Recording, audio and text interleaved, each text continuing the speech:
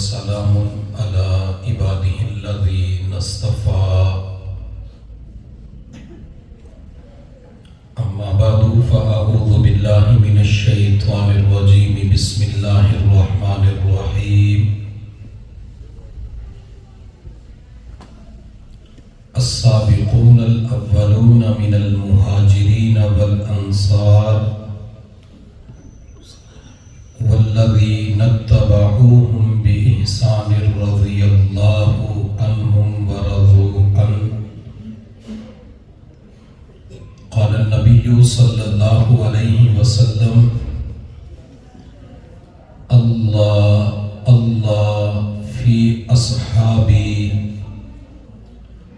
لا تتخذوهم من بعدي غرضا أو كما قال عليه الصلاة والسلام سبحان ربك رب العزة عما يصفون وسلام على المرسلين والحمد لله رب العالمين اللهم صل على سيدنا محمد وعلى آل سيدنا محمد وبارك وسلم اللهم صل على سيدنا محمد وعلى آل سيدنا محمد وبارك وسلم اللهم صل على سيدنا محمد وعلى آل سيدنا محمد وبارك وسلم کہ محمد صلی اللہ علیہ وسلم کی محمد سے وفا تو نے تو ہم تیرے ہیں، یہ جہاں چیز ہے کیا لوح و قلم تیرے ہیں، دشت تو دشت دریا بھی نہ چھوڑے ہم نے، دشت تو دشت دریا بھی نہ چھوڑے ہم نے، بحر ظلمات میں دوڑا دیے گھوڑے ہم نے۔ اللہ رب العزت نے تاجدار مدینہ، ساقی کوثر، شافی محشر، محبوب رب العالمین، شمس الضحیٰ، بدر الدجا، نور الہدیٰ، امام کائنات، جمال کائنات، مقصود کائنات، امام المجاہدین، امام الحرمین، امام القبلتین، کونین کے شہزادے، دو جہاں کے سردار، محسن انسانیت، محسن کائنات، حسنین کریمین رضی اللہ تعالی عنہما کے نانا جان، زینب، رقیہ، ام کلثوم، فاطمہ رضی اللہ تعالی عنہم کے ابا جان، احمد مجتبیٰ، محمد مصطفیٰ صلی اللہ علیہ وآلہ وسلم کو ایسا خوبصورت مکھڑا چہرہ عطا فرمایا تھا کہ اس جیسا چہرہ رب ذوالجلال نے کسی کو عطا نہیں فرمایا۔ اللہ نے حضور کا اتنا خوبصورت چہرہ بنایا، وہ چہرہ جب آسمان کی طرف اٹھتا تھا، رب مصطفیٰ کے چہرے کو دیکھ کر قرآن اتار دیتے تھے۔ اللہ نے حضور کا اتنا خوبصورت نورانی ختم نبوت والا، رحمت والا چہرہ بنایا تھا، جو چہرہ آسمان کی طرف اٹھتا تھا، رب مصطفیٰ کے چہرے کو دیکھ کر عرش پہ مسکرایا کرتے تھے۔ اللہ نے محبوب صلی اللہ علیہ وسلم کا چہرے انور اتنا خوبصورت بنایا تھا کہ جو میرے پیغمبر کے چہرے کو دیکھتا تھا اللہ اسے ایمان کی توفیق عطا فرما دیتے تھے۔ جو میرے محبوب کے چہرے انور کو دیکھتا تھا وہ قسم کھا کر اس بات کی گواہی دینے پہ مجبور ہو جاتا، لوگوں یہ چہرہ کسی جھوٹے انسان کا نہیں ہو سکتا۔ رب ذوالجلال نے حضور کا چہرہ انور اتنا خوبصورت بنایا تھا، رب نے قرآن کے اندر والضحیٰ کہہ کر حضور کے چہرے کی قسمیں کھائی۔ آج کی دنیا میں اگر میں کسی کے چہرے کی طرف دیکھ لوں تو اس کا چہرہ دیکھنے کے بعد میں یہ نہیں کہہ سکتا کہ میرے اوپر جہنم کی آگ حرام ہو گئی۔ کوئی میرا چہرہ دیکھنے کے بعد یہ نہیں کہہ سکتا کہ میرے اوپر اس مولوی کا چہرہ دیکھنے کے بعد جنت واجب ہو گئی۔ میں قربان جاؤں آمینہ کے لال پر، میں قربان جاؤں عبداللہ کے لخت جگر پر، میں قربان جاؤں ختم نبوت نبی پر، میں قربان جاؤں خاتم الانبیاء کے اوپر۔ اللہ نے حضور کا چہرہ انور اتنا خوبصورت بنایا، اتنا نورانی بنایا، جس نے کلمہ پڑھ کر مصطفیٰ کے چہرے کا دیدار کیا اور اسی کے اوپر اس کا خاتمہ ہو گیا۔ رب ذوالجلال نے اس پر جہنم کی آگ کو حرام کیا۔ صحابی کسے کہتے ہیں؟ جس نے کلمہ پڑھ کر مصطفیٰ کے چہرے کو دیکھا ہو اور اسی کے اوپر اس کا خاتمہ ہو گیا، یا کوئی صحابی آنکھوں کی روشنی سے محروم تھا، آنکھوں کی بینائی سے محروم تھا، وہ ان آنکھوں کے ساتھ حضور کے والضحیٰ والے چہرے کا دیدار نہ کر سکا، لیکن حضور کی مجلس کے اندر پہنچ کر کلمہ پڑھ کے مسلمان ہو گیا۔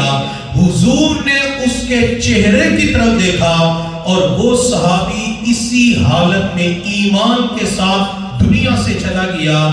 یہ بھی صحابی بن گیا جس نے ایمان کی حالت میں مصطفیٰ کے چہرے کو دیکھا، یا کلمہ پڑھا تو مصطفیٰ نے اس کے چہرے کو دیکھا، صحابی بن گیا۔ صحابی حضور کی صحبت کی وجہ سے بنتا ہے۔ ایک بات یاد رکھیے گا کہ کوئی بھی صحابی نماز کی وجہ سے صحابی نہیں بنتا، روزے کی وجہ سے صحابی نہیں بنتا، وہ زکوٰۃ زیادہ یا کم دینے کی وجہ سے صحابی نہیں بنتا، زیادہ حج عمرہ کرنے کی وجہ سے صحابی نہیں بنتا، زیادہ جہاد کرنے کی وجہ سے صحابی نہیں بنتا۔ صحابی حضور کی صحبت کی وجہ سے بنتا ہے۔ جب صحابی حضور کی صحبت کی وجہ سے بنا، اپنے عمل کی وجہ سے صحابی نہیں بنا، تو پھر آج کی دنیا میں کسی کو صحابہ کے عمل پر انگلی اٹھانے کی اجازت نہیں ہو سکتی، کسی کو صحابی کے عمل پر قلم اٹھانے کی اجازت نہیں ہو سکتی۔ آج کی دنیا میں کوئی بندہ یوں کہے ابو بکر نے یوں کیا تھا، عمر نے یوں کیا تھا، معاویہ نے یوں کیا تھا، اس بھائی سے کہا جائے گا میرے بھائی آپ کو اس زبان پر صحابہ کے بارے میں غلط جملے استعمال کرنے کی اجازت نہیں ہے، چونکہ صحابی عمل کی وجہ سے نہیں بنا، صحابی حضور کی صحبت کی وجہ سے بنا ہے۔ اور اگلا جملہ یاد رکھیے، صحابہ انتخاب خداوندی ہے، صحابہ انتخاب رسول نہیں ہے۔ جب خالد بن ولید رضی اللہ تعالی عنہ نے ایمان قبول کیا تھا تو میرے پیغمبر نے خالد کے ایمان کے اوپر ایک جملہ ارشاد فرمایا تھا، آج رب ذوالجلال نے مکہ المکرمہ کے جگر کے ٹکڑے محمد کی جھولی میں ڈال دیے۔ صحابہ انتخاب خداوندی، صحابہ کا انتخاب رب ذوالجلال نے کیا۔ جب کوئی صحابہ کے عمل پہ انگلی اٹھاتا ہے یا زبان کا غلط استعمال کرتا ہے، وہ در حقیقت رب ذوالجلال کے انتخاب پہ اعتراض کر رہا ہے۔ حضور صلی اللہ علیہ وسلم کے چہرے انور کا جس نے دیدار کلمے کی حالت میں کیا، اللہ نے جہنم کی آگ حرام فرما دی۔ میرے محبوب صلی اللہ علیہ وسلم جہاد کے سفر سے واپس تشریف لا رہے تھے تو یمن کا ایک شخص اپنی سواری کے اوپر سوار تھا اور صحابہ کرام کے قافلے کے قریب سے گزرا. صحابہ کرام سے پوچھا تم کون ہو, کہاں سے آ رہے ہو, کہاں جا رہے ہو؟ تو صحابہ کرام نے جواب دیا ہم مدینہ کی طرف جا رہے ہیں. اللہ ہم سب کو مدینہ لے جائے. اللہ ہمیں بار بار مدینہ کی قبولیت والی حاضری نصیب فرمائے. اللہ آج کے اس پروگرام کے اندر آنے والے تمام مردوں کو, تمام خواتین کو بار بار مکہ اور مدینہ کی قبولیت والی حاضری نصیب فرمائے. اللہ اسی سال مکہ اور مدینہ کی سحری افطاری نصیب فرمائے. اللہ حضور کے مواجہ شریف کے سامنے سبز جالیوں کے سامنے کھڑے ہو کر درود و سلام کے تحفے پیش کرنے کے ساتھ رونا نصیب فرمائے. اللہ حضور کے روزے پہ رونے کی توفیق عطا فرمائے. پھر کسی کہنے والے نے کیا خوب کہا, دربار مصطفیٰ میں میں زار و قطار رویا, دربار مصطفیٰ میں میں زار و قطار رویا, اپنی جفائیں سوچی میں بار بار رویا. مدینہ میں پھر رہا تھا مجرم بنا ہوا تھا, مدینہ میں پھر رہا تھا مجرم بنا ہوا تھا. سوچے نبی کے احسان میں بے شمار رویا. کیسے بتاؤں تم کو کس وقت چپ ہوا تھا, آقا کے شہر میں میں لیل و نہار رویا. آقا کے قدموں کو ڈھونڈتا رہا میں, آقا کے قدموں کو ڈھونڈتا رہا میں. مدینہ کی گلیوں میں پیدل سوار رویا. پیارے نبی کے در پر جذبات ہی عجب تھے, پیارے نبی کے در پر جذبات ہی عجب تھے. رویا وہاں خوشی سے اور سوگوار رویا. دامن تھا میرا خالی رب کا بنا سوالی, دامن تھا میرا خالی رب کا بنا سوالی. ان کی شفاعتوں کا میں امیدوار رویا. کسی اور نے کیا خوب کہا, کرم بن کے سونا جے آیا نہ ہوندا, کرم بن کے سونا جے آیا نہ ہوندا, غریباں دا دل مسکرایا نہ ہوندا. سانو تے یارو گناہاں دی دھوپ ساڑ دیندی جے سر تے محمد دا سایہ نہ ہوندا صلی اللہ علیہ وسلم. تو صحابہ کرام نے اس یمنی شخص کو جواب دیا ہم مدینہ جا رہے ہیں. تو وہ شخص کہنے لگا میں نے سنا ہے کہ مدینہ المنورہ میں ایک اللہ کے نبی ہے جن کا نام محمد ہے. آپ حضور کے نام پہ درود شریف پڑھتے رہیں, درود پڑھتے رہیں گے مجلس قبول ہو جائے گی. درود پڑھتے رہیں گے, درود پڑھتے پڑھتے اپنے گھروں پہ جا کے بستروں پہ آرام کریں گے, اللہ خواب کے اندر مدینے والے کی زیارت کروا دیں گے, خواب کے اندر دیدار مصطفیٰ کی نعمت حاصل ہو جائے گی. تو صحابہ کرام نے جواب دیا کہ حضور تو اسی قافلے کے اندر تشریف فرما ہے. یمنی شخص کہنے لگا میری ملاقات ہو سکتی ہے؟ صحابہ کرام نے جواب دیا جی ہاں ابھی ملاقات کروا لیتے ہیں. صحابہ کرام اس یمنی شخص کو لے کر حضور کے پاس گئے. یہ اپنی سواری کے اوپر سوار تھا, لکڑی کا ایک پلان سواری کے اوپر رکھا ہوا تھا, اس پلان کے اندر چند کتابیں رکھی ہوئی تھی. اس شخص نے میرے پیغمبر کے والضحیٰ والے چہرے کی طرف دیکھا, چہرے کی طرف دیکھنے کے بعد ایک کتاب اٹھائی, اسے کھولا اور مطالعہ کرنا شروع کر دیا. کافی دیر مطالعہ کرنے کے بعد حضور کے چہرے انور کی طرف دیکھا, کتاب کو بند کر کے سائیڈ پہ رکھ دیا. دوسری کتاب اٹھائی, اسے کھولا, مطالعہ کیا, حضور کے چہرے انور کی طرف دیکھا, کتاب کو بند کر کے سائیڈ پہ رکھ دیا. تیسری کتاب اٹھائی, مطالعہ کیا, حضور کا دیدار کیا. دیدار کرنے کے بعد اپنا ہاتھ بڑھا کے کہنے لگا مسلمانوں کے پیغمبر مجھے کلمہ پڑھا کے مسلمان کر دیجئے. میرے پیغمبر کے صرف چہرے انور کو دیکھا, ایمان کی روشنی مل گئی, کلمہ پڑھنے کے لیے تیار ہو گئے. میرے محبوب صلی اللہ علیہ وسلم نے ارشاد فرمایا میں نے تو آپ کو کلمے کی دعوت نہیں دی, آپ کلمہ کیوں پڑھنا چاہتے ہیں؟ یمنی شخص کہنے لگا محمد صلی اللہ علیہ وسلم میں کوئی عام آدمی نہیں ہوں, تورات کا عالم ہوں, زبور کا عالم ہوں, انجیل کا عالم ہوں.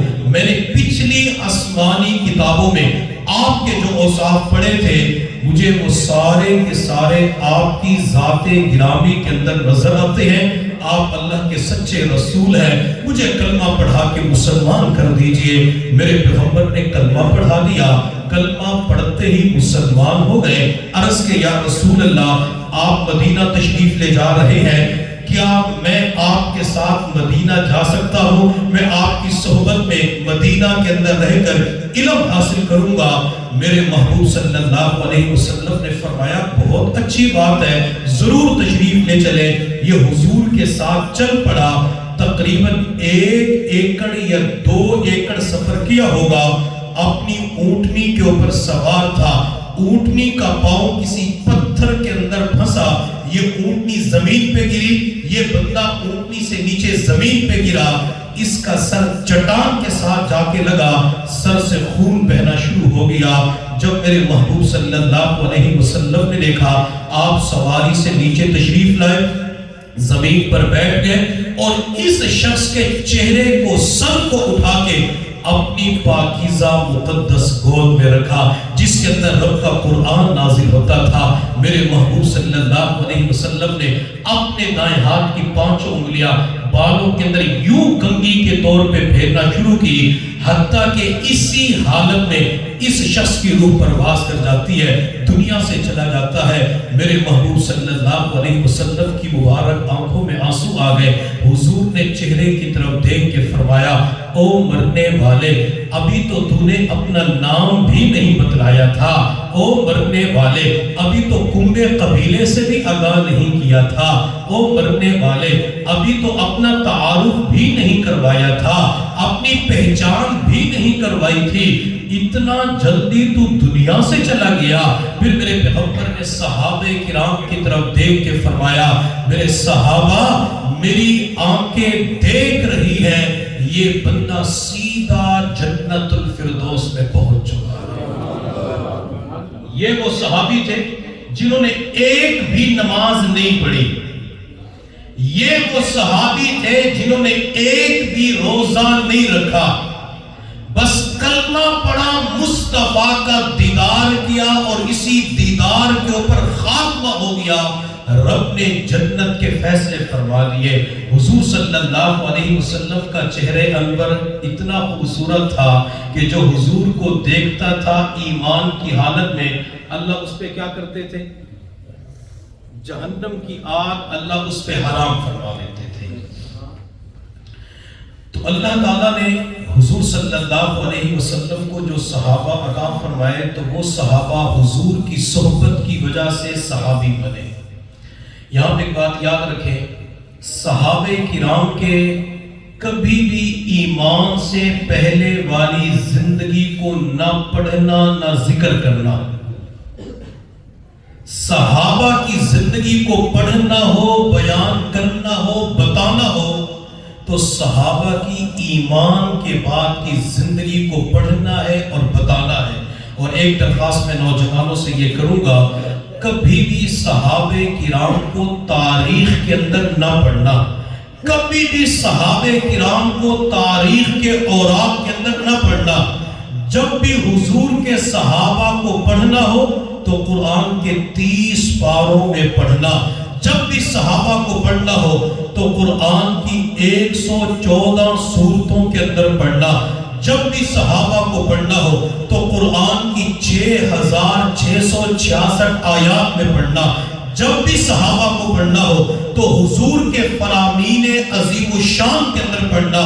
جو صحابہ کو قرآن کے اندر پڑھے گا, جو صحابہ کو حضور کے فرامین کے اندر پڑھے گا, ایمان محفوظ رہے گا, دوسروں کا ایمان بچانے والا بنے گا. اور جو صحابہ کو قرآن کے اندر پڑھنے کی بجائے تاریخ کی طرف جائے گا, خود بھی گمراہ ہوگا, اوروں کو بھی گمراہ کرنے کا باعث بنے گا. آج کی دنیا میں اگر میں تاریخ کا انکار کر دوں, تاریخ کا انکار کرنے کے بعد میں کافر نہیں ہو سکتا. اگر کوئی بندہ قرآن کا انکار کر دے تو قرآن کا انکار کرنے والا مسلمان نہیں رہ سکتا. تاریخ کا کوئی انکار کر دے وہ کافر نہیں ہوتا, اور قرآن کا انکار کر دے مسلمان وہ رہ نہیں سکتا. تاریخ بعد کے اندر لکھی گئی ہے، اور قرآن اس وقت نازل ہوا جب صحابہ حضور کے قدموں میں بیٹھتے تھے، صحابہ حضور کے ساتھ چلتے تھے، صحابہ حضور کے ساتھ بیٹھتے تھے، صحابہ حضور کے ساتھ نمازیں پڑھتے تھے۔ اتنا صحابہ حضور کے ساتھ رہے، رب ذوالجلال نے صحابہ کے تذکرے قرآن کے اندر فرمائے۔ صحابہ سحری کے وقت میں اٹھ کے استغفار پڑھتے تھے، رب ذوالجلال نے فرمایا وَبِالْأَسْحَارِ هُمْ يَسْتَغْفِرُونَ، یہ سحری کے وقت استغفار پڑھنے والے صحابہ رکوع کرتے تھے۔ اللہ نے رکوع کا تذکرہ قرآن میں فرمایا تَرَاهُمْ رُكَّعًا سُجَّدًا یبتغون فضلا من اللہ ورضوانا۔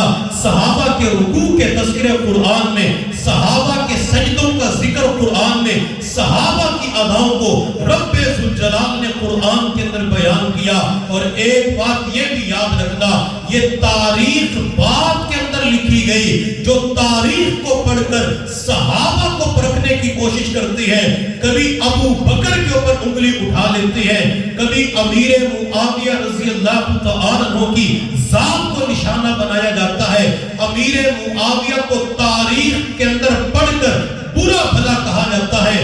یہ تاریخ تو بعد کے اندر لکھی گئی، اور قرآن اس وقت نازل ہوا جب امیر معاویہ حضور کے قدموں کے اندر بیٹھتے تھے، حضور کے ساتھ رہتے تھے۔ آج جو صحابہ کرام کو قرآن کے اندر پڑھے گا، مجھے اللہ کی ذات سے قوی امید ہے وہ پوری جماعت صحابہ کا احترام کرنے والا ہوگا۔ امیر معاویہ رضی اللہ تعالیٰ عنہ وہ شخصیت ہے جنہوں نے حضور کے فرمان عظیم الشان کے اوپر قرآن لکھا ہے۔ میں آج کی دنیا میں دیکھتا ہوں، اگر مولانا ساجد صاحب کے پاس، پیر ذیشان صاحب کے پاس کوئی بندہ آتا ہے اور آ کر کہتے ہیں پیر صاحب کاروبار نہیں چلتا، مولانا ساجد صاحب میرے گھر کے اندر بے برکتی ہے، کوئی تعویذ لکھ کے دے، یہ تعویذ لکھتے ہیں۔ اس تعویذ کے اندر قرآن کی صرف ایک آیت لکھتے ہیں۔ آیت لکھنے کے بعد کاغذ کے ٹکڑے کو بند کرنے کے بعد دیتے ہیں، اسے اپنے پرس کے اندر رکھ لینا، اسے اپنی دکان کے گلے میں رکھ دینا، گھر کے اندر جا کے ٹرنک بکسے کے اندر رکھ دینا، انشاءاللہ برکت ہو جائے گی۔ یہ تعویذ لینے والا اس کا شکریہ بھی ادا کرتا ہے، جزاک اللہ بھی کہتا ہے، ادب بھی کرتا ہے، احترام بھی کرتا ہے، پیر پیر کہہ کے پکارتا ہے، آخر کے اندر نذرانہ بھی پیش کرتا ہے، ہدیہ بھی دیتا ہے، 500 1000 کا نوٹ نکال کے مٹھی میں رکھ دیتا ہے، جاتا ہے، اسے فائدہ ہو جاتا ہے۔ اگر 1 مہینے کے بعد اسی پیر سے ملاقات ہو جائے، اسی مولانا صاحب سے ملاقات ہو جائے جس نے صرف ایک قرآن کی آیت لکھ کر دی تھی، یہ مرشد مرشد کہہ کے پکارتا ہے، اس کا احترام بھی کرتا ہے کہ اس نے مجھے تعویذ بنا کے دیا، اس نے قرآن کی ایک آیت لکھ کے دی۔ ٹھنڈے دل و دماغ سے سوچنے کی بات ہے، آج کے دور میں جو قرآن کی ایک آیت لکھ کر دیتا ہے اس کا تو ادب و احترام ہوتا ہے، اور جس نے مصطفیٰ کے قدموں میں بیٹھ کر مصطفیٰ کے فرمانے پہ قرآن لکھا، کیا اس معاویہ کا ادب و احترام کرنا جائز نہیں ہے؟ اس معاویہ کا ادب و احترام کرنا فرض ہے۔ معاویہ نے خود قرآن نہیں لکھا، معاویہ نے حضور کے فرمانے پہ قرآن لکھا۔ یہ جو میں اور آپ رات کو سونے سے پہلے آیت الکرسی پڑھتے ہیں، جب آیت الکرسی حضور پہ نازل ہوئی تھی، اس آیت الکرسی کا لکھنے والا بھی امیر معاویہ ہے۔ آیت الکرسی کی کتابت سیدنا امیر معاویہ رضی اللہ تعالی عنہ نے کی ہے۔ سیدنا امیر معاویہ رضی اللہ تعالی عنہ وہ شخصیت ہے جو خود بھی صحابی، ان کے والد ابو سفیان بھی صحابی۔ ابو سفیان یہ ان کی کنیت تھی، ان کا اصل نام حضرت مغیرہ رضی اللہ تعالی عنہ تھا۔ ابو سفیان صحابی حضور کے ہاتھ پہ ایمان لے کے آئے۔ پھر امیر معاویہ کی والدہ حضرت ہندہ رضی اللہ تعالی عنہ یہ بھی صحابیہ۔ حضرت امیر معاویہ کا بھائی بھی صحابی، امیر معاویہ کی بہن سیدہ ام حبیبہ رضی اللہ تعالی عنہ یہ بھی صحابیہ ہے۔ حبیبہ صرف صحابیہ نہیں ہے بلکہ حضور صلی اللہ علیہ وسلم کی زوجہ بن کر یہ امت کی ماں بن چکی ہے۔ حضرت امیر معاویہ رضی اللہ تعالیٰ عنہ ایک مرتبہ اپنی ہمشیرہ حبیبہ رضی اللہ تعالیٰ عنہ کے پاس موجود تھے، حضور گھر کے اندر تشریف لے گئے، میرے پیغمبر نے دیکھا کہ حبیبہ اپنے بھائی معاویہ کے بالوں میں کنگھی کر رہی ہے۔ بہنیں اپنے بھائیوں سے محبت کرتی ہے، بھائی بھی اپنی بہنوں سے محبت کرتے ہیں۔ میں آج کی مجلس میں نوجوانوں سے درخواست کروں گا، ہاتھ جوڑ کے اپیل کروں گا، جن کو رب نے بہنوں کی نعمت عطا فرمائی ہے، کبھی اپنی بہنوں سے بول چال ختم نہ کرنا، کبھی اپنے گھر کے دروازے اپنی بہنوں کے اوپر بند نہ کرنا، کبھی یوں نہ کہنا میں آج کے بعد شادی شدہ بہن کے دروازے پہ نہیں جاؤں گا، کبھی یوں نہ کہنا میرے فلاں بہنوئی نے مجھے یوں کہا تھا، میرے بھانجے نے یوں کہا تھا۔ ہاتھ جوڑ کے پھر اپیل کروں گا، بہنوں سے بول چال ختم نہ کرنا۔ آپ حضرات نے کبھی غور کیا یا نہیں کیا، ماں بھی دنیا سے چلی جاتی ہے، باپ بھی دنیا سے چلا جاتا ہے، یہ بڑا بھائی بہنوں کے لیے باپ کی جگہ پہ ہوتا ہے۔ جب یہ اعلان کرتا ہے میں نے بہن کے اوپر گھر کے دروازے بند کر دیے، اس بیچاری کی آنکھوں میں آنسو آ جاتے ہیں۔ کبھی بچوں کے سامنے بہن روتی ہے، کبھی خاوند کے سامنے روتی ہے، کبھی کسی پڑوسن کے سامنے روتی ہے۔ اس بہن سے پوچھا جائے کیوں روتی ہے، وہ جواب دیتی ہے میرے بھائی نے گھر کے دروازے بند کر دیے، اتنے مہینے ہو چکے ہیں، میں نے پیغام بھیجا، مجھ سے ملاقات کرنے کے لیے نہیں آ رہا۔ آپ حضرات میں سے آپ تو بہت اچھے ہوں گے، معاشرے کے اندر پڑوس کے اندر کوئی بندہ ہوگا جس نے اپنی بہن سے بول چال ختم کی ہوگی، 2 مہینے 6 مہینے سال گزر چکا ہوگا، جب عید کا دن آیا ہوگا، عید والے دن اس بہن نے بچوں کو تیار کیا، نئے کپڑے پہنا کے عیدگاہ کی طرف میٹھا کھلا کے روانہ کر دیا۔ جب بچے عید کی نماز پڑھ کے گھر آئے تو ماں کی آنکھ میں بچوں نے آنسو دیکھے، ماں کے جسم پہ وہی پرانے کپڑے دیکھے۔ ایک بچے نے امی کی ٹانگوں سے لپٹ کر چمٹ کر پوچھا امی عید والا دن ہے، آپ کے ہونٹ خشک نظر آ رہے ہیں، آپ نے میٹھا کیوں نہیں کھایا؟ ماں کی زبان سے جواب نہیں نکلا، ماں کی آنکھوں میں آنسو آ گئے۔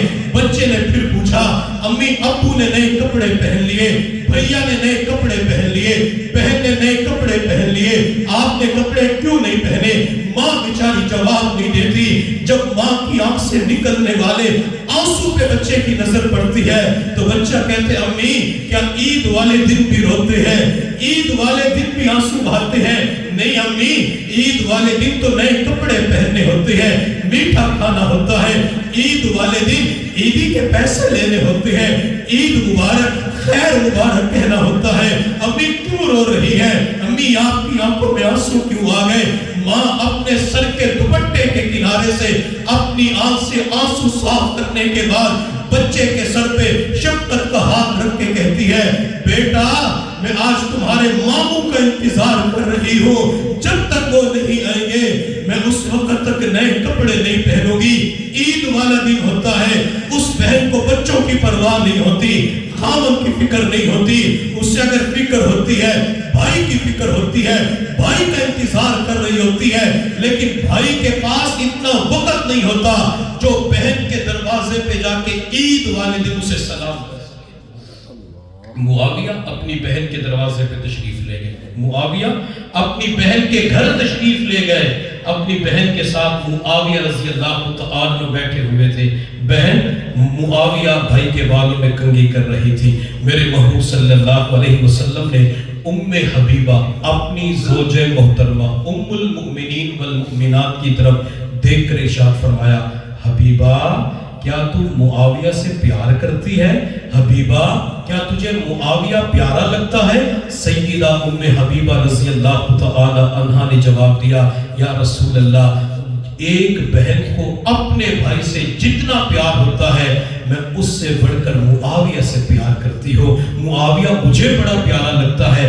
میرے پیغمبر کا فرمان عظیم و شان سنیے، حضور صلی اللہ علیہ وسلم نے فرمایا حبیبہ معاویہ جتنا تجھے پیارا لگتا ہے اس سے بڑھ کر معاویہ محمد کو پیارا لگتا ہے۔ حضور صلی اللہ علیہ وسلم نے معاویہ کے ساتھ محبت کا اظہار کیا ہے۔ معاویہ رضی اللہ تعالی عنہ وہ شخصیت ہے، وہ صحابی ہے جو حضور سے اتنی محبت کرتے تھے کہ حضور کی چیزوں کو بھی محفوظ کرتے تھے۔ اور میں یہاں پہ ایک درخواست کروں گا، کئی مرتبہ امیر معاویہ رضی اللہ تعالی عنہ کے ایمان کے بارے میں لوگ کہتے ہیں فتح مکہ سے پہلے معاویہ نے ایمان قبول کیا تھا اور ایمان کا اظہار فتح مکہ کے موقع پہ یا اس کے بعد کیا تھا۔ میں ہاتھ جوڑ کے درخواست کروں گا معاویہ کے بارے میں کبھی یوں نہ کہنا کہ معاویہ نے ایمان کو چھپا کے رکھا ہوا تھا، معاویہ نے ایمان کا اظہار بعد میں کیا تھا۔ میں اپنی بات نہیں کرتا، اپنے استاد کی بات نہیں کرتا، پیر کی بات نہیں کرتا، صحیح بخاری شریف اٹھائیں، صحیح بخاری شریف کے اندر لکھا ہوا ہے حضور صلی اللہ علیہ وسلم جب عمرۃ القضاء کے لیے تشریف لے گئے، مکہ 8 ہجری کے اندر فتح ہوا، حضور عمرۃ القضاء کے لیے 7 ہجری کے اندر تشریف لے گئے۔ میرے پیغمبر بیت اللہ کا طواف کر کے فارغ ہوئے، طواف کے بعد حضور نے مقام ابراہیم کے سامنے 2 رکعت واجب الطواف ادا کی، پھر حضور نے آب زمزم پیا، ملتزم کے سامنے کھڑے ہو کر حضور نے دعا مانگی۔ اللہ یہ پرکیف مناظر ہم سب کو زندگی میں بار بار نصیب فرمائے۔ میرے پیغمبر وہاں سے صفا پہاڑی پہ تشریف لے گئے، صفا سے مروہ کے درمیان میرے حضور نے، میرے نبی نے 7 چکر لگائے۔ جب حضور کا 7واں چکر مروہ پہاڑی پہ مکمل ہوا، اب حضور نے حجامت کروانی تھی، حضور نے اپنے سر مبارک کا حلق کروانا تھا۔ بخاری شریف کی روایت ہے، میں کسی اور کتاب کی بات بھی نہیں کر رہا۔ میرے پیغمبر نے فرمایا ادعو معاویہ، معاویہ کو بلاؤ۔ 7 ہجری کا واقعہ ہے، مروہ پہاڑی کا موقع ہے، حضور صحابہ سے فرما رہے ہیں معاویہ کو بلاؤ۔ جب صحابہ معاویہ کو بلا کر لائے، میرے پیغمبر نے فرمایا معاویہ میرے سر کا حلق کرو، میرے سر کے بال کاٹو۔ حضرت امیر معاویہ رضی اللہ تعالی عنہ نے حضور کے سر مبارک کا حلق کیا۔ میں اس واقعے کو بعد میں مکمل کرتا ہوں۔ اللہ نے ایک اور واقعہ ذہن کے اندر ابھی ڈالا۔ میرے محبوب صلی اللہ علیہ وسلم معاویہ سے خدمت لیا کرتے تھے اور خدمت کی وجہ سے پھر حضور دعائیں بھی دیا کرتے تھے۔ حضرت عبداللہ ابن عباس یہ حضور کے چچا عباس کے بیٹے ہیں، مفسر قرآن ہے، انہیں جو دعا ملی ہے یہ حضور کی خدمت کی دعا کی برکت سے ملی ہے۔ حضور کی خدمت کرتے تھے، میرے پیغمبر نے عبداللہ کو دعا دی اللہم علمہ الکتاب، اللہ اس بچے کو کتاب اللہ کا علم عطا فرما۔ مصطفیٰ کی دعا کی برکت سے عبداللہ مفسر قرآن بن جاتے ہیں۔ حضرت امیر معاویہ بھی میرے مصطفیٰ کی، میرے پیغمبر کی خدمت کرتے تھے۔ ایک مرتبہ حضور نے فرمایا معاویہ مجھے وضو کرواؤ۔ واہ معاویہ تیرے مقدر پہ قربان جاؤں، تو نے کسی عام بندے کو وضو نہیں کروایا، تو نے امام الانبیاء کو وضو کروایا۔ یہاں پہ ٹھنڈے دل و دماغ سے تصور کیجئے، جب معاویہ نے حضور کے ہاتھوں پہ پانی ڈالا ہوگا تو حضور کے ہاتھوں کا دیدار کیا۔ جب حضور نے کلی کی، معاویہ نے اس انداز کو بھی دیکھا۔ جب میرے پیغمبر نے اپنے وضحا والے چہرے پہ پانی ڈالا، معاویہ نے اس ادا کو بھی دیکھا کہ حضور نے کیسے داڑھی کے اندر خلال کیا، حضور نے کیسے چہرے انور کو دھویا، پھر میرے پیغمبر نے اپنے بازوں کو دھویا۔ تو معاویہ نے پیغمبر کے بازوں کو بھی دیکھا، پیغمبر کی کلائی کو بھی دیکھا، حضور کی کوہنیوں کو بھی دیکھا۔ جب حضور نے سر مبارک کا مسح کیا ہوگا اور مسح کرتے ہوئے میرے پیغمبر کی وہ زلفیں جس کی قسم رب نے قرآن میں کھائی ہے، جب یہ زلفیں حضور کے چہرے انور پہ آئی ہوگی، جب سیاہ زلفوں کے اندر میرے پیغمبر کا چہرے انور چھپا ہوگا، معاویہ نے اس منظر کو بھی دیکھا۔ میں آج کی دنیا میں جب آسمان پہ نظر ڈالتا ہوں، کالے بادل آ جاتے ہیں، کالے بادلوں میں جب چاند نکلتا ہے پھر چھپ جاتا ہے، پھر نکلتا ہے، چھپ جاتا ہے، ایک عجیب منظر ہوتا ہے۔ میں تصورات کی دنیا میں اپنے محبوب صلی اللہ علیہ وسلم کی خدمت میں عرض کرتا ہوں یا رسول اللہ، میں نے دنیا کے اندر تو یہ منظر دیکھا کہ کالے بادلوں میں چاند نکلتا ہے پھر چھپ جاتا ہے۔ یا رسول اللہ، جب آپ کی زلفیں چہرے انور پہ آتی ہوگی اس وقت کیا منظر ہوتا ہوگا. میرے پیغمبر اسی وقت اپنے چہرے انور سے زلفیں اٹھا کے فرماتے ہیں میرے امتیوں یہ منظر اگر دیکھا ہے تو اسے امیر معاویہ کہا جاتا ہے. واہ معاویہ تیرے مقدر پہ قربان جاؤں کہ تو نے سیاہ زلفوں کے بعد پھر حضور کا مکھڑا بھی دیکھا, حضور کا نورانی چہرہ بھی دیکھا. تو میرے پیغمبر نے معاویہ سے فرمایا مروہ پہاڑی کے اوپر معاویہ میرے سر کا حلق کرو, میرے سر کے بال کاٹو. حضرت امیر معاویہ رضی اللہ تعالی عنہ نے حضور کے سر مبارک کا حلق کیا. حلق کرنے کے بعد معاویہ نے حضور کے وہ بال اپنے پاس محفوظ کر لیے. حضور نے ناخن تراشے, معاویہ نے وہ ناخن بھی اپنے پاس محفوظ کر لیے. جو حضور کے بالوں کو محفوظ کرنے والا ہو, جو حضور کے مبارک ناخنوں کو محفوظ کرنے والا ہو, کیا کبھی وہ حضور کی نافرمانی کر سکتا ہے؟ آج کی دنیا میں سوشل میڈیا میں کئی مرتبہ حضرات یہ حدیث بیان کرتے ہیں کہ حضور نے معاویہ سے فرمایا تھا معاویہ تو شادی نہ کرنا, معاویہ مجھے تیری نسل کے اندر اپنی آل کی دشمنی کی بو آ رہی ہے. حضور نے منع فرمایا, معاویہ نے آخری وقت کے اندر پھر شادی کر لی. کیا معاویہ ایسا کر سکتا ہے؟ اگر حضور فرماتے تو معاویہ کبھی شادی نہ کرتے. اور یہ جو حدیث بیان کی جاتی ہے کہ حضور نے فرمایا کہ معاویہ شادی نہ کرنا, یہ روایت نہ بخاری کے اندر ہے, نہ مسلم کے اندر ہے, نہ ترمذی کے اندر ہے, نہ نسائی کے اندر ہے, نہ ابن ماجہ کے اندر ہے, نہ صحیح ابن حبان کے اندر ہے, نہ مصنف ابن ابی شیبہ کے اندر ہے. کسی حدیث کی کتاب کے اندر روایت موجود نہیں ہے. یہ معاویہ کے اوپر اعتراض کیا جاتا ہے, معاویہ کی ذات کو نشانہ بنایا جاتا ہے. معاویہ حضور سے محبت کرنے والے, معاویہ حضور کی چیزوں کو محفوظ کرنے والے. جب معاویہ نے حضور کے ناخن کو محفوظ کیا, بالوں کو محفوظ کیا, تو کس نے پوچھ لیا معاویہ مصطفیٰ کے بالوں کا کیا کرو گے, حضور کے ناخنوں کا کیا کرو گے؟ امیر معاویہ کا جواب عشق رسول کے اندر سنیے.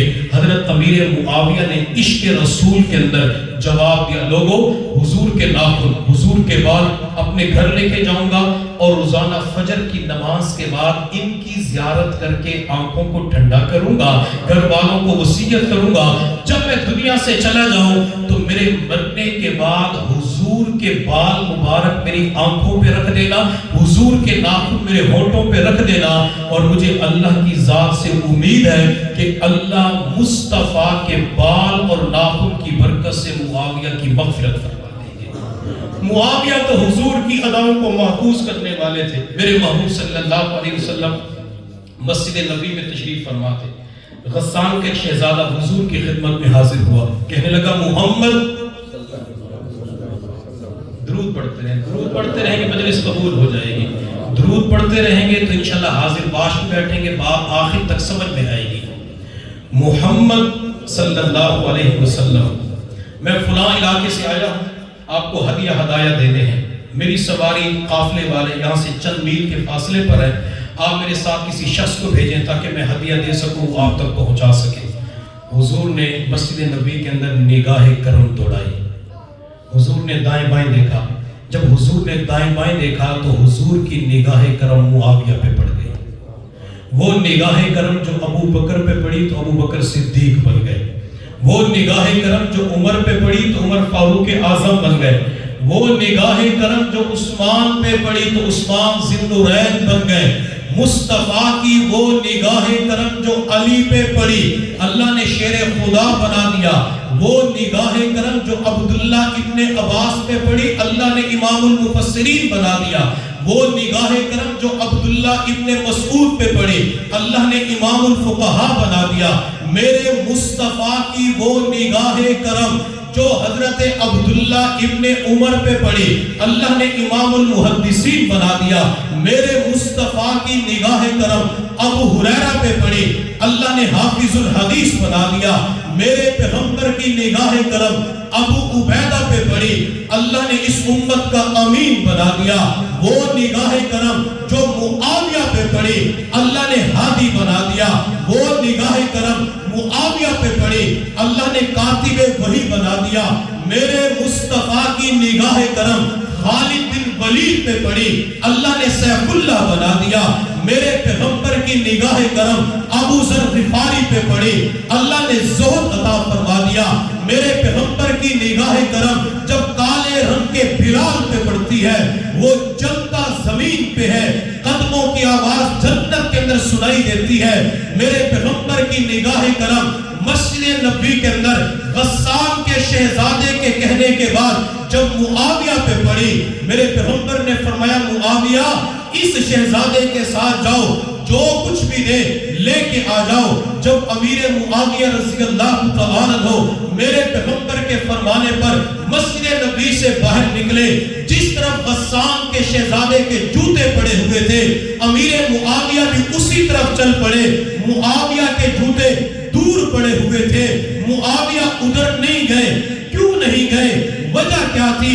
حضرت معاویہ کے اندر حضور کا اتنا عشق تھا، حضور کی اتنی محبت تھی، اتباع سنت کا اتنا جذبہ تھا کہ اگر جوتے پہننے کے لیے جاؤں گا تو حضور کے فرمان کے اندر تعمیل کے اندر تاخیر ہو سکتی ہے۔ معاویہ ننگے پاؤں چلنا برداشت کر سکتا ہے اور محمد کی نافرمانی کبھی برداشت نہیں کر سکتا۔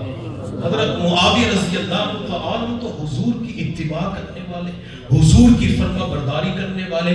حضرت امیر معاویہ رضی اللہ تعالیٰ کے بارے میں کئی مرتبہ یوں بھی کہا جاتا ہے کہ معاویہ کی عظمت کے بارے میں ایک بھی حدیث نہیں ہے۔ معاویہ کی فضیلت کے اندر حضور کا ایک بھی فرمان نہیں ہے۔ میں ایک لمحے کے لیے اس بات کو مان لیتا ہوں کہ حضرت امیر معاویہ رضی اللہ تعالیٰ عنہ کی عظمت اور فضیلت کے اندر ایک بھی حدیث نہیں ہے۔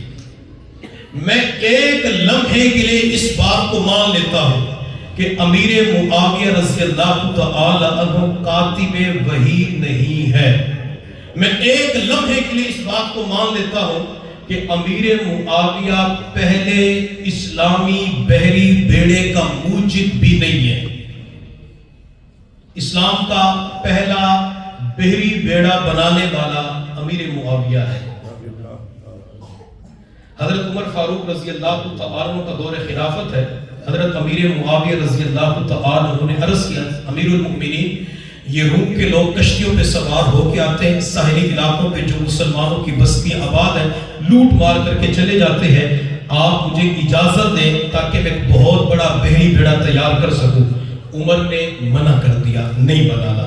جب عثمان کا دور خلافت آیا، حضرت عثمان غنی رضی اللہ تعالیٰ کی خدمت میں امیر معاویہ نے عرض کیا، امیر المؤمنین میں ایک بہت بڑا بحری بیڑا بنانا چاہتا ہوں۔ سیدنا عثمان غنی رضی اللہ تعالیٰ عنہ نے پوچھا رومیوں کا جو بحری بیڑا ہے اس پہ کتنی کشتیاں آتی ہیں؟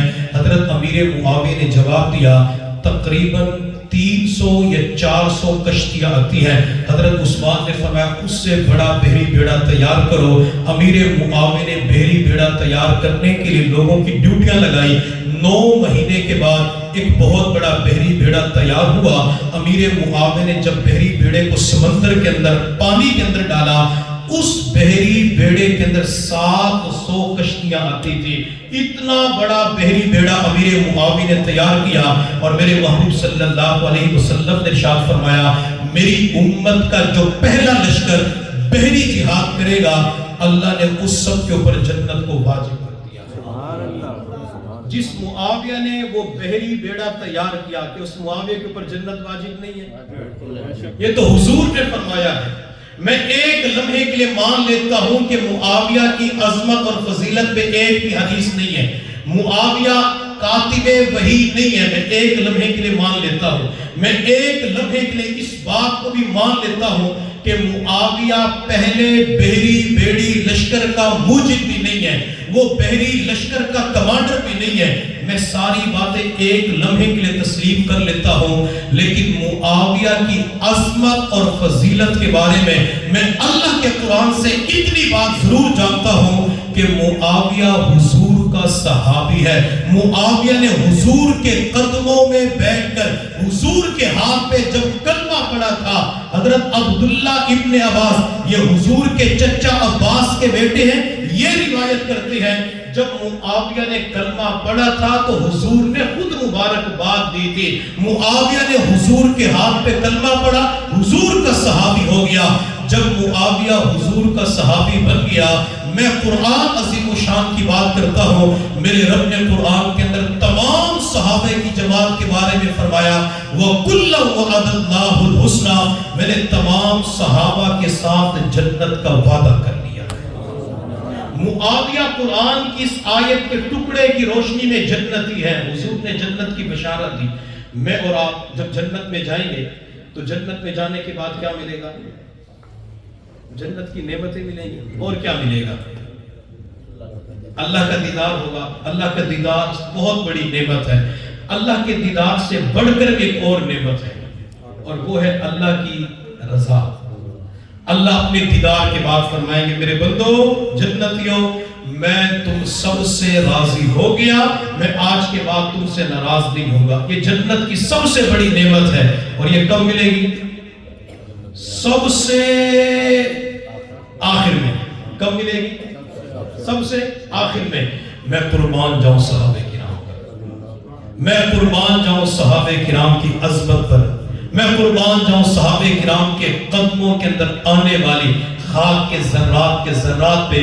صحابہ وہ خوش نصیب جماعت ہے جس کو رب نے اپنی رضا اسی دنیا ہی کے اندر عطا فرمائی. رب نے فرمایا رضی اللہ عنہم ورضوا عنہ, میں صحابہ سے راضی ہو گیا. رب نے اپنی رضا کا اعلان دنیا ہی کے اندر فرما دیا. صحابہ کرام جنتی ہیں. پھر معاویہ رضی اللہ تعالی عنہ بھی صحابی اور یہ بھی جنتی. آج کی دنیا میں جب میں امیر معاویہ کی شان بیان کرتا ہوں, امیر معاویہ کی عظمت اور فضیلت بیان کرتا ہوں, تو کوئی بندہ مجھے کہتے ہیں کہ مولانا, پیر صاحب, قاری صاحب, مفتی صاحب, آپ امیر معاویہ کی شان بیان کرتے ہیں, عظمت بیان کرتے ہیں. معاویہ تو وہ ہے جو علی کے خلاف کھڑا ہوا تھا. معاویہ وہ ہے جو علی سے جنگ کرنے کے لیے آیا تھا. آپ معاویہ کی شان بیان کرتے ہیں. اور پھر لوگ سوال کرتے ہیں مولانا پیر صاحب ایک بات بتاؤ. میں کہتا ہوں جی. وہ کہتے ہیں یہ بتاؤ اگر دو بندے آپس میں لڑ پڑے تو ان دو میں سے کوئی ایک سچا ہوتا ہے دوسرا جھوٹا ہوتا ہے؟ جب دو لڑ پڑے ان میں سے ایک حق پہ ہوگا دوسرا باطل پہ ہوگا, ایک صحیح ہوگا دوسرا غلط ہوگا. میں پورے مجمع سے ہاتھ جوڑ کے درخواست کروں گا جب کوئی صحابہ کا تذکرہ کر رہا ہو, امیر معاویہ کی بات ہو, وہاں پہ یہ کویسچن کرے, یہ سوال کرے, ہرگز اس کا جواب یہ نہ دینا کہ ایک سچا ہے دوسرا جھوٹا ہے. یوں نہ کہنا ایک صحیح ہے دوسرا غلط ہے. علی میری آنکھوں کا نور ہے, علی میرے سر کا تاج ہے, علی رضی اللہ تعالی عنہ میرے حضور کے داماد بھی ہیں, حضور کے چچا زاد بھائی بھی ہیں. حضور نے علی سے فرمایا تھا علی جنت میں تیرا گھر میرے گھر کے سامنے ہوگا.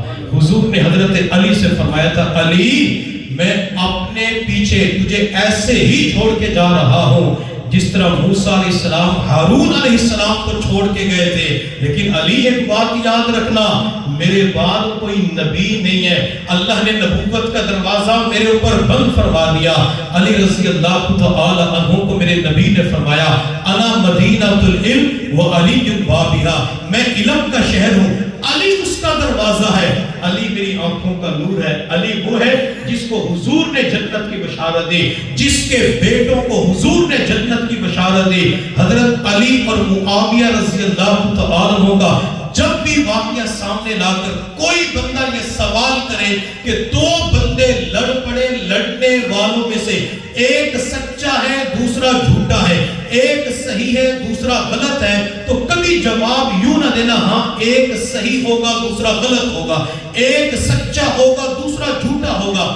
یہ قانون, یہ فارمولہ یہ ہر جگہ نہیں چلتا, اس کو ہر جگہ فٹ نہیں کیا جا سکتا. اگر کوئی کہتے ایک سچا ہے دوسرا غلط ہے, یہ صحابہ کی تنقیص کرنے والا بن جائے گا, یہ صحابہ کی شان کے اندر کمی کرنے والا بن جائے گا. میں قرآن عظیم شان سے آپ کو دلیل دینے لگا ہوں, اسی سے یہ معاملہ حل ہو جائے گا. حضرت موسیٰ علیہ السلام کو میرے رب نے فرمایا موسیٰ میں نے تورات دینے کوہ طور پہ آ جاؤ. موسیٰ علیہ السلام کوہ طور پہ تشریف لے گئے. اللہ رب العزت نے موسیٰ علیہ السلام کو کوہ طور پہ تورات عطا فرمائی. پیچھے موسیٰ علیہ السلام نے اپنے بھائی ہارون علیہ السلام کو نائب بنایا تھا.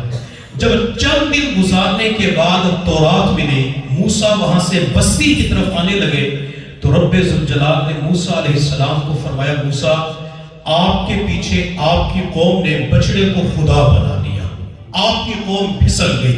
موسیٰ علیہ السلام جذبات میں شدید غصے کے اندر جب کوہ طور سے اپنی بستی کے اندر پہنچے، موسیٰ علیہ السلام کے ہاتھ میں تختیاں تھی جس کے اوپر تورات لکھی ہوئی تھی. حضرت موسیٰ علیہ السلام اتنا شدید غصے کے اندر تھے کہ وہ تختیاں زمین پہ گر پڑی. جن تختیوں پہ تورات لکھی ہوئی تھی، اللہ کا کلام لکھا ہوا تھا، موسیٰ علیہ السلام نے غصے میں آ کر اپنے بھائی ہارون علیہ السلام کی داڑھی کے بالوں کو پکڑ لیا. کس نے پکڑا؟ میں آپ حضرات سے پوچھنا چاہتا ہوں، کس نے پکڑا؟ موسیٰ علیہ السلام نے. کس کے بالوں کو پکڑا؟ ہارون علیہ السلام. اور ہارون موسیٰ کے کیا لگتے ہیں؟ بھائی لگتے ہیں. ہارون موسیٰ سے عمر کے اندر 3 سال بڑے ہیں. حضرت موسیٰ علیہ السلام نے سر کے بالوں کو بھی پکڑا اور داڑھی کے بالوں کو بھی پکڑا. اگر کوئی بندہ ہارون علیہ السلام کی داڑھی کے بالوں کو پکڑ کے کھینچ لے، مسلمان رہ سکتا ہے؟ یہاں معاملہ کس کا ہے؟ نبی کے. دونوں نبی ہیں، ایک صاحب کتاب ہے جن کو رب نے نئی شریعت عطا فرمائی، نئی کتاب عطا فرمائی. تلک الرسل فضلنا بعضهم علی بعض. اللہ فرماتے بعض نبیوں پر میں نے فضیلت عطا فرمائی ہے. موسیٰ علیہ السلام کی پھر حضور سے معراج کے سفر میں کئی جگہوں پہ ملاقات ہوئی. حضرت موسیٰ علیہ السلام نے داڑھی کے بالوں کو جب پکڑا تو ہارون علیہ السلام نے اس موقع پہ کہا یبن امہ، او میری ماں کے بیٹے. موسیٰ جس ماں کا دودھ تو نے پیا ہے اسی ماں کا دودھ میں نے بھی پیا ہے. موسیٰ جس ماں کی گود میں تو کھیلتا رہا اسی ماں کی گود میں بھی کھیلتا رہا. موسیٰ میرا لحاظ نہیں کرنا کوئی بات نہیں، کم از کم ماں کا لحاظ تو کر لو. میں اس پورے مجمع کے اندر نوجوانوں سے ہاتھ جوڑ کے درخواست کروں گا، کبھی امی کی نافرمانی نہ کرنا، کبھی ماں کو ناراض نہ کرنا، کبھی والد کو ناراض نہ کرنا. کسی کہنے والے نے کیا خوب کہا، تڑپتا ہے کوئی بچہ تو ماں کا دم نکلتا ہے، تڑپتا ہے کوئی بچہ تو ماں کا دم نکلتا ہے، مگر جب ماں تڑپتی ہے تو پھر زمزم نکلتا ہے. پڑھ کے دیکھو کتاب ہستی میں ماں سے اور پیارا نام کیا ہوگا. جن کے قدموں کے نیچے جنت ہے اس کے سر کا مقام کیا ہوگا. کبھی ابو کی نافرمانی نہ کرنا. محبت کے سمندر کو ہم ابو جان کہتے ہیں، محبت کے سمندر کو ہم ابو جان کہتے ہیں، گھر کے رہبر کو ہم ابو جان کہتے ہیں. جزا احسان کی ان کے کبھی ہم دے نہیں سکتے، اس احسان کے سمندر کو ہم ابو جان کہتے ہیں.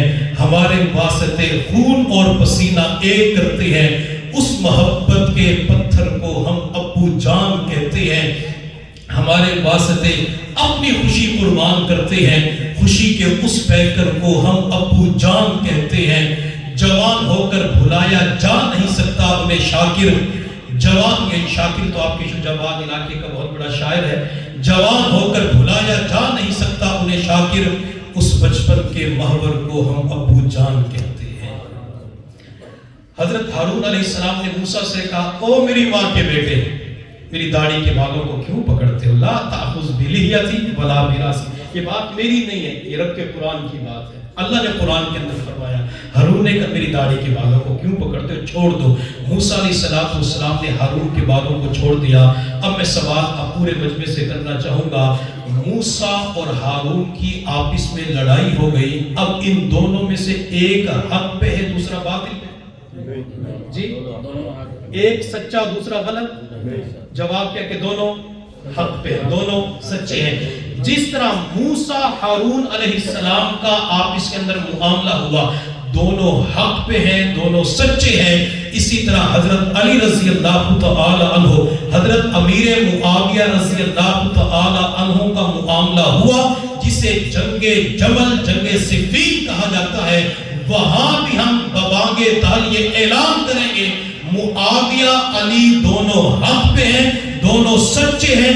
علی معاویہ دونوں بھائی ہیں. حضرت امیر معاویہ رضی اللہ تعالی عنہ اور علی رضی اللہ تعالی عنہ کا جب یہ معاملہ پیش آیا تو کسی نے اس جنگ کے دوران، مقابلے کے دوران علی سے پوچھا تھا، علی آپ کے مقابلے کے اندر جو لوگ آئے ہیں کیا یہ لوگ کافر ہیں؟ حضرت علی رضی اللہ تعالی عنہ نے جواب دیا، لا، میرے مقابلے کے اندر آنے والے کافر نہیں ہیں۔ پوچھنے والے نے اگلا سوال کیا، علی آپ کے مقابلے کے اندر آنے والے مشرک ہیں؟ حضرت علی نے جواب دیا، لا، میرے مقابلے کے اندر آنے والے مشرک نہیں ہیں۔ پوچھنے والے نے تیسرا سوال کیا، علی آپ کے مقابلے کے اندر آنے والے منافق ہیں؟ حضرت علی نے فرمایا، لا، میرے مقابلے کے اندر آنے والے منافق نہیں ہیں۔ پوچھنے والا کہنے لگا، علی آپ کے مقابلے کے اندر آنے والے کافر بھی نہیں ہیں، آپ کے مقابلے کے اندر آنے والے مشرک بھی نہیں ہیں، آپ کے مقابلے کے اندر آنے والے منافق بھی نہیں ہیں، پھر یہ آپ کے مقابلے کے اندر آنے والے کون ہیں؟ علی کا جواب سنیے، علی کا جواب دل کی تختی پہ نقش کر لیجئے، دماغ کی میموری کے اندر محفوظ کیجئے۔ حضرت علی نے اس موقع پہ فرمایا تھا، ہم اخواننا، میرے مقابلے کے اندر آنے والے یہ سارے میرے بھائی ہیں۔ جب علی معاویہ کو بھائی کہہ رہے ہیں تو پھر میں معاویہ کو علی کا بھائی کیوں نہ کہوں؟ عدی بن ابی حاتم، یہ حاتم تائی کا بیٹا جس کی سخاوت بڑی مشہور تھی۔ کسی نے ایک مرتبہ امام شافعی رحمۃ اللہ علیہ سے پوچھا، امام شافعی، حاتم تائی بڑا سخی تھا، کیا حاتم تائی سے بڑا بھی کوئی سخی تھا؟ امام شافعی رحمۃ اللہ علیہ نے فرمایا، حاتم تائی سے بڑا سخی آمینہ کا لال تھا، حاتم تائی سے بڑا سخی عبداللہ کا لخت جگر احمد مجتبی محمد مصطفیٰ صلی اللہ علیہ وسلم تھے۔ سوال کرنے والا کہنے لگا، شافعی، حاتم تائی اتنا بڑا سخی تھا کہ اس کے مکان کے 7 دروازے تھے، جب کوئی مانگنے کے لیے ایک دروازے پہ آتا اسے کچھ نہ ملتا، اگلے دروازے پہ چلا جاتا، وہاں سے نہ ملتا، تیسرے دروازے پہ چلا جاتا، وہاں سے نہ ملتا، 7ویں دروازے پہ چلا جاتا، کچھ نہ کچھ مل جاتا تھا۔ امام شافعی رحمۃ اللہ علیہ نے فرمایا، حاتم تائی نے اپنے مکان کے 7 دروازے بنائے ہوئے تھے اور میرے محمد کا تو ایک ہی دروازہ تھا، اس دروازے پہ کوئی مانگنے کے لیے آتا تھا، میرے مصطفیٰ اس کی خالی جھولی کو اتنا بھر دیتے تھے کہ اس کی کئی نسلوں کے لیے کافی ہو جاتا۔ کہ نور پسند، کہ نور پسند، اپنا راستہ نہیں، سبحان اللہ، تو بیان بس تھوڑا رہ کے لمبا نہیں کروں گا بیان۔ کہ نور پسند، کہ نور پسند، کہ نور پسند، کہ نور پسند، کہ موسیٰ دا کوہ طور پسند، قسم خدا دی عاشقانو نعلین پاک دی دھول پسند، سارے نا ہن ہک پاسے سب تیرے نام دی میم پسند، ہک وار پسند لکھوار پسند، سوہنے آقا دا دیدار پسند، جتے اتروں صدیق دے ڈگ دے رہے سبو آقا دا اور رخسار پسند۔ حلیمہ میں تیرے مقدرہ تو صدقے، حلیمہ میں تیرے مقدرہ تو صدقے، تو مدنی دا جھولا جنیدی بھی ہو سے، سہنے دا مکڑا نورانی نورانی، تو تقدی تا رہیے چمیدی بھی ہو سے، انگلی نپا کے وہڑے دے اندر خدا دے سجدوں ٹریدی بھی ہو سے، کدی نال نزاکت دے وچ سہنا اور اس دا بھی ہو سی، تم منیدی بھی ہو سے، محبت دے وچ آکے بوسے دی خاطر لباں کو لباں وچ ملے دی بھی ہو سے، نوا کے سجا کے کجلا بھی پا کے تو ٹھوڑی ہلا کے ہنسیں دی بھی ہو سے۔ اللہ ہمیں حضور کی سچی محبت نصیب فرمائے، اللہ ہمیں حضور کا سچا عاشق اور دیوانہ بنائے، اللہ ہمیں حضور کا مدینہ بار بار دکھائے، اللہ مدینے والے کی زیارت کروائے۔ حضرت مولانا محمد موسیٰ روحانی البازی رحمۃ اللہ علیہ جامعہ اشرفیہ کے شیخ الحدیث تھے، بہت بڑے اللہ کے ولی تھے۔ ایک مرتبہ عمرے یا حج کے سفر پہ تشریف لے گئے، مکہ کے اندر فارغ ہو کے پھر مدینہ تشریف لے گئے۔ مولانا محمد موسیٰ روحانی البازی رحمۃ اللہ علیہ مدینہ المنورہ سے بدر کی طرف تشریف لے گئے۔ اللہ ہمیں بدر کے میدان میں مسجد عریش کے اندر نماز پڑھنے کی توفیق عطا فرمائے۔ اللہ ہمیں وہ پہاڑی بار بار دیکھنے چڑھنے کی توفیق نصیب فرمائے جس پر رب نے آسمان سے فرشتوں کو نازل فرمایا تھا۔ حضرت مولانا محمد موسیٰ روحانی البازی بدر کے میدان کے اندر کھڑے ہو گئے اور بدر کے میدان کے اندر کھڑے ہو کے دائیں طرف نظر دوڑائی، پھر سامنے دیکھا، بائیں طرف نظر دوڑائی، پھر پیچھے کی طرف دیکھا، چاروں طرف نظر دوڑانے کے بعد بدر کے میدان کے اندر پتھروں کی طرف دیکھ کر کہنے لگے، او پتھروں تم نے آج سے 1400 سال پہلے محمد کا چہرہ دیکھا ہے، او بدر کے میدان تیرے اوپر محمد کے قدم لگے ہیں صلی اللہ علیہ وسلم۔ پھر مولانا محمد موسیٰ روحانی البازی نے بدر کے میدان کے اندر پڑے ہوئے پتھروں کی طرف دیکھ کے فرمایا، اگر تم میں سے وہ پتھر آج بھی موجود ہے جس نے حضور کا چہرہ انور دیکھا ہے یا جس پہ حضور کے قدم لگے ہیں، مولانا محمد موسیٰ روحانی البازی اللہ کے نیک ولی تھے، بزرگ تھے، جب انہوں نے بدر کے میدان میں یہ اعلان کیا تو دائیں طرف سے آواز آئی، تعال یا موسیٰ انا رأیت رسول اللہ، موسیٰ میرے پاس آجا میں نے محمد کا دیدار کیا ہے۔ بائیں طرف سے آواز آنا شروع ہو گئی، تعال یا موسیٰ انا رأیت رسول اللہ، میرے پاس آجا میں نے محمد کا چہرہ دیکھا ہے۔ آج بھی پتھروں کے اندر حضور کی محبت پائی جاتی ہے، جب پتھروں کے اندر پائی جاتی ہے تو پھر حضور کی امت کے اندر تو محبت زیادہ ہونی چاہیے تاکہ جب حضور کا نام سنے دل خوش ہو جائے اور خوشی کے اندر زبان سے درود شریف کی صدا فوراً بلند۔ ولی کی کرامت، جی ہاں ہم ولی کو مانتے ہیں، ولی کی کرامات کو مانتے ہیں۔ اللہ ہمیں ولیوں کے قدموں میں بیٹھنا نصیب فرمائے، اللہ ولیوں کی جوتیاں اٹھانا نصیب فرمائے، جوتیاں اٹھانے کے بعد دینے کی بھی توفیق عطا فرمائے۔ مفسر قرآن حضرت مولانا عبداللہ بہلوی رحمۃ اللہ علیہ شجاع آباد علاقے کے اندر بہت بڑے ولی گزرے ہیں، ان کا دور تفسیر پورے پاکستان کے اندر مشہور تھا، چاروں صوبوں سے لوگ آتے تھے دور تفسیر کے لیے، جہاں پنجابی آتے، سندھی آتے، بلوچی آتے، پٹھان بھی آتے تھے۔ تو ایک مرتبہ مولانا عبداللہ بہلوی رحمۃ اللہ علیہ نے فرمایا کہ لوگوں، فقیروں، اللہ والوں کی جوتیاں اٹھایا کرو۔ تو حضرت کا ایک مرید تھا، اس نے حضرت کے جوتے اٹھا کے رومال میں رکھ لیے اور جوتے اٹھا کے وہاں سے چلا گیا۔ جب مولانا عبداللہ بہلوی رحمۃ اللہ علیہ بیان سے فارغ ہوئے، جوتوں کی طرف آئے تو وہاں جوتے موجود نہیں تھے۔ حضرت نے پوچھا میرے جوتے کدھر ہیں؟ تو کسی خادم نے کہا حضرت جب آپ نے اعلان فرمایا کہ اللہ والوں کی جوتیاں اٹھایا کرو تو آپ کا فلاں مرید جوتی اٹھا کے جا چکا ہے۔ اللہ ہمیں اپنے پیاروں کے قدموں میں بیٹھنا نصیب فرمائے۔ ہم چونکہ اولیاء اللہ کو مانتے ہیں، لوگ ملتان کے اندر مدینہ الاولیاء میں خواجہ بہاؤالدین زکریا ملتانی رحمۃ اللہ علیہ آرام فرما رہے ہیں، شاہ رکن عالم آرام فرما رہے ہیں، لاہور کی سرزمین پہ حضرت علی حجویری رحمۃ اللہ علیہ آرام فرما رہے ہیں، بابا بلے شاہ رحمۃ اللہ علیہ، کوٹ مٹھن کے اندر خواجہ غلام فرید رحمۃ اللہ علیہ، بابا فرید رحمۃ اللہ علیہ، سلطان باہو رحمۃ اللہ علیہ۔ اولیاء اللہ کے قدموں میں آج کے دور کے اندر کوئی بیٹھے گا تو مجھے اللہ کی ذات سے قوی امید ہے کوئی اللہ والا ہے، سلسلہ چشتیہ کا ہو، نقشبندیہ کا ہو، قادریہ کا ہو، سہربردیہ کا ہو، جو کسی اللہ والے کے ساتھ جڑ جائے گا، قدموں میں بیٹھے گا، مجھے اللہ کی ذات سے قوی امید ہے آج کے دور میں پھر گناہ چھوڑنے نہیں پڑیں گے، گناہ خود بخود چھوٹ جائیں گے۔ تو بات میں کر رہا تھا سیدنا علی رضی اللہ تعالیٰ عنہ اور سیدنا امیر معاویہ رضی اللہ تعالیٰ عنہ دونوں حق پہ ہیں یا نہیں ہیں؟ آج کے بعد کیا کہنے ہیں؟ علی معاویہ بھائی بہن، معاویہ جنتی، معاویہ حضور کا صحابی، معاویہ کاتب وحی، معاویہ حضور کا خادم، حضور کی خدمت کرنے والا، معاویہ وہ جس کو حضور نے دعائیں دی، معاویہ وہ جو حضور صلی اللہ علیہ وسلم کی سنتوں کی اتباع کرنے والا۔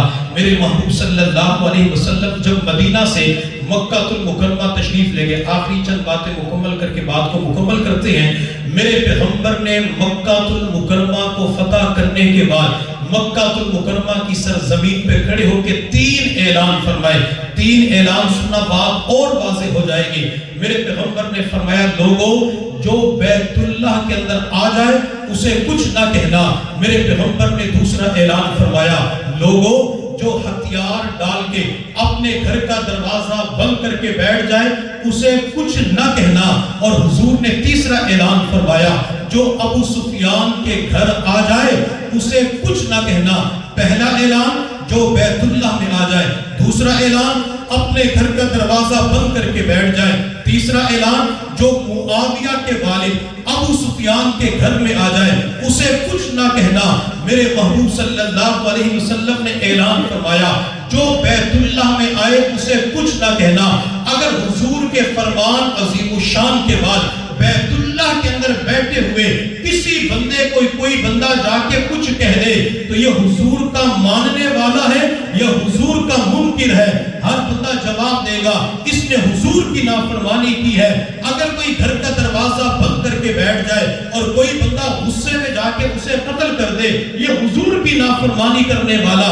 اسی طرح جو ابو سفیان کے گھر آ جائے اور کوئی بندہ اسے کچھ کہہ دیتا ہے یہ حضور کی نافرمانی کرنے والا. میرے پیغمبر نے 3 اعلان فرمائے.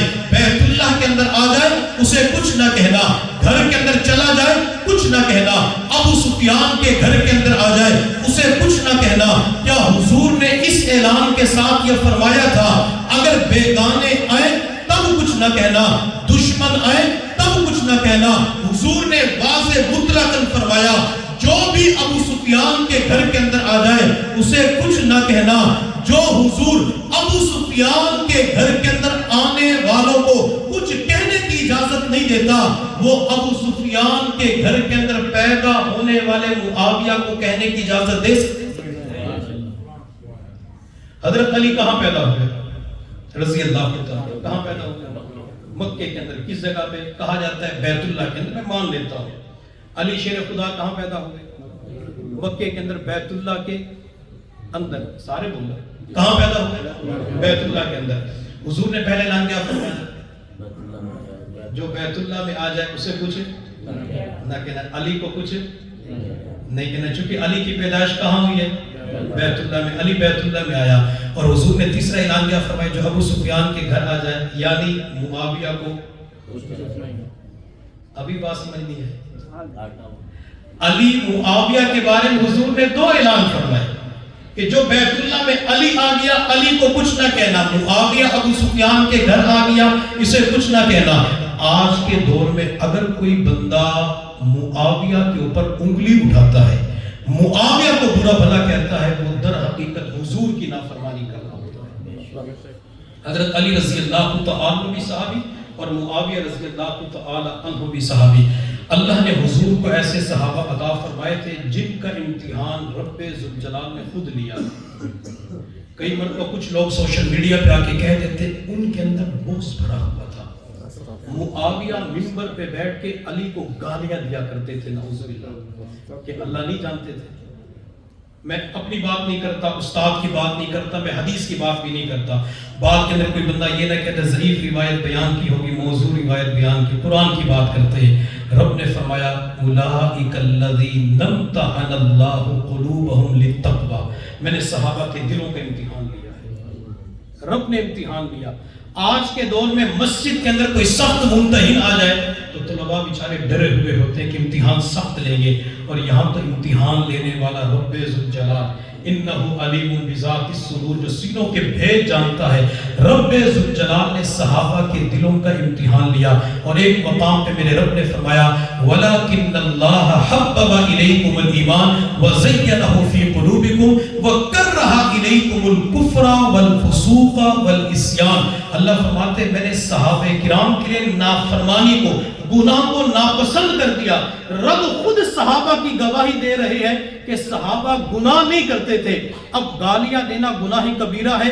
رب فرما رہے کہ میں نے نافرمانی کو دور کر دیا. اگر کوئی معاویہ کے اوپر یہ بات کر رہا ہوتا ہے وہ در حقیقت اپنے رب پہ بات کر رہا ہوتا ہے. جب رب نے فرمایا میں نے گناہ ان سے دور کر دیے, میں نے ان کے دلوں کا امتحان لیا. اللہ تو نے صحابہ کے دلوں کا امتحان لیا, معاویہ کا بھی امتحان لیا. اللہ معاویہ کامیاب ہو گئے. رب فرماتے سارے صحابہ بھی کامیاب ہو گئے, معاویہ بھی کامیاب ہو گیا. اللہ پھر آپ نے انعام کے اندر کیا دیا؟ رب نے فرمایا میں نے انعام کے اندر ان لوگوں کو جنت اور اپنی رضا عطا فرما دی. رب ذوالجلال کی بارگاہ میں دعا ہے اللہ تعالی ہم سب کو صحابہ کرام کی سچی محبت نصیب فرمائے، اللہ تعالی ہم سب کو اہل بیت کی سچی محبت نصیب فرمائے، اللہ تعالی ہم سب کو صحابہ اہل بیت کا سچا عشق نصیب فرمائے۔ وآخر دعوانا ان الحمدللہ۔